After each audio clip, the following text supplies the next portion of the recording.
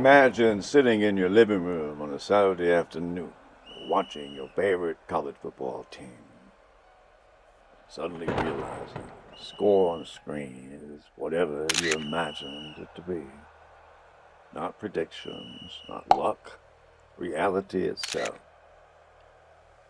And at first, it felt like a miracle, until the miracle started asking for something in return.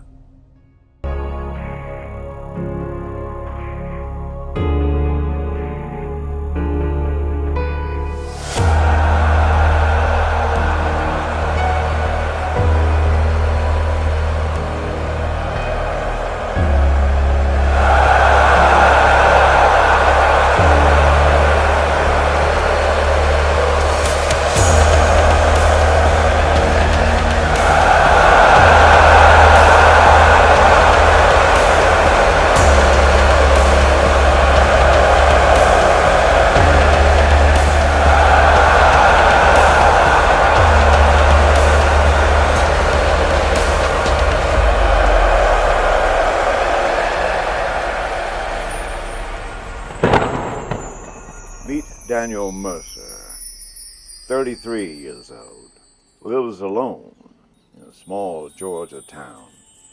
He owns 3 radio stations, 5 lucky jerseys, and plans his entire fall around college football Saturdays. He isn't famous, he isn't rich, just another fan whose emotional stability depends on whether 19-year-olds convert third down.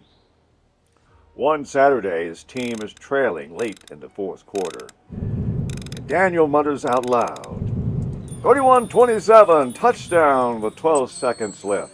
31-27, touchdown with 12 seconds left. And somehow, that exact sequence happens. Exact score, exact timing. At first, he laughs it off. Coincidence. But the next week, it tries again. 24-10, defensive touchdown in the third quarter. It happens again. Now his hands start shaking. By mid-season, he understands the truth.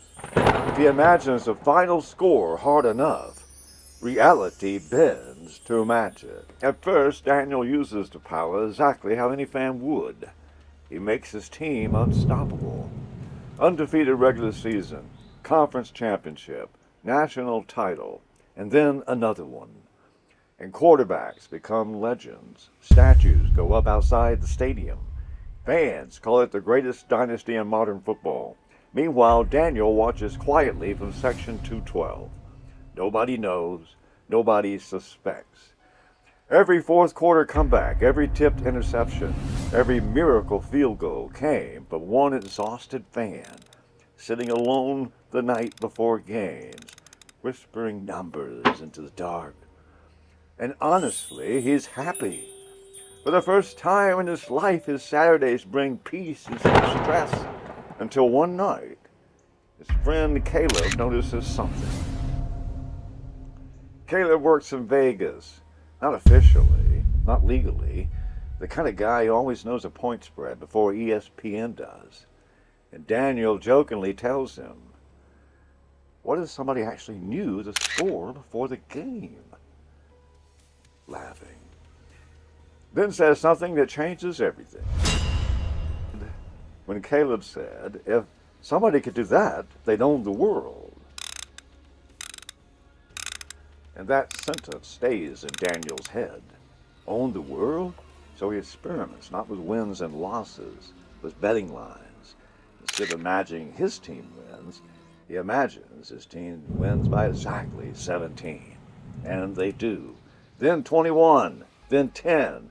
Every spread hits perfectly. Every parlay cashes.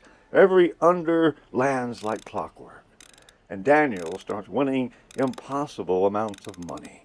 New house, new truck, private suite tickets. But something strange begins happening. He no longer watches the games like a fan. He watches them like an accountant. Late touchdown? Good for the spread. Missed field goal? Perfect for the under. His team's suffering becomes profitable. One Saturday arrives, rivalry week, the biggest game of the season. his team wins, if his team wins, they make the playoff. But Daniel realizes something horrifying. Vegas has the line completely wrong. If he imagines his team losing by 3, he can make enough money to never work again. Not rich, generational wealth, the kind of money that changes entire bloodlines. All week he struggles. He tries imagining victory, but every time the numbers return. 27-24 lost. Millions of dollars. Saturday night arrives. The stadium shakes. Fans scream and students cry during the national anthem. And Daniel sits frozen in silence. Because for the first time, he doesn't know if he wants his team to win.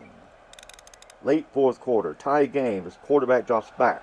Daniel whispers, 27-24, interception, field goal, game over, and the stadium goes silent.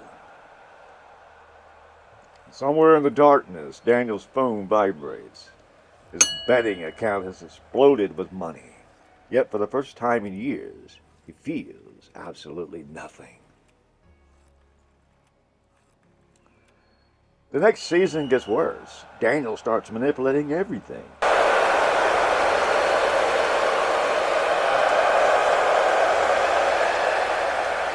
By this time, Daniel has started manipulating everything. Injuries, upsets, missed kicks, fumbles.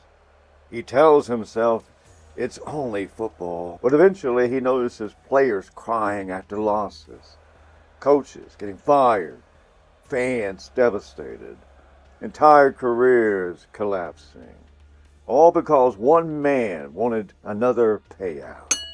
And the cruelest part, the more money he wins, the less he even enjoys football. The thing he loved the most became a business transaction. One night, Daniel sits alone watching old championship highlights. The crowd celebrating, fans hugging strangers, pure joy. Back when he imagined scores because he loved the team, not because he loved the money. And he stares at the TV and whispers, I ruined it. And the following Saturday, Daniel decides to stop. No imagined score, no betting, and no control.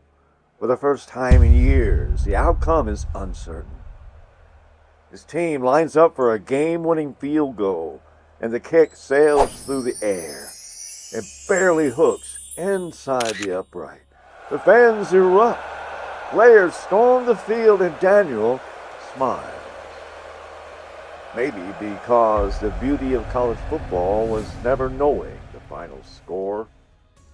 Maybe uncertainty was the whole point.